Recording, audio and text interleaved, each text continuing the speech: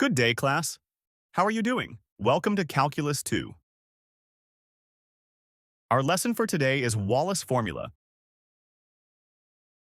which is written as I sub n equals n minus 1 over n, multiplied by I sub n minus 2. Let's take a look at our first example. The integral of cosine raised to 8x dx from 0 to pi over 2.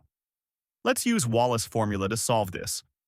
We'll write it as I sub 8 because 8 is the given exponent, equals 7 because of n minus 1 over 8 times I sub 6 because we subtracted 2 from 8.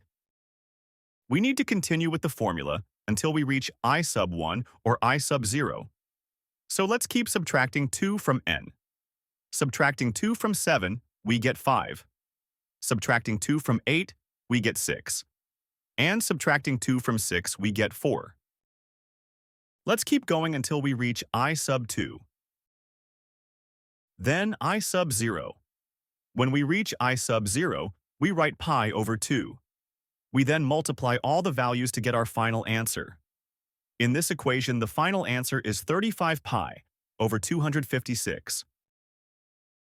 Let's move on to our second example. The integral of sine raised to 9x dx from 0 to pi over 2. We will rewrite this equation as I sub 9 equals 8 over 9 times I sub 7. Let's continue the formula until we reach I sub 1. Now let's multiply all the values to get our final answer. For example number 2, we can see that our final answer is 128 over 315.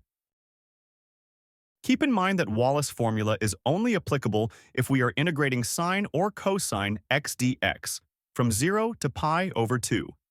It is a very specific formula which only covers two specific equations. And that ends our lesson for today on Wallis formula. I hope you learned something. Thank you and goodbye.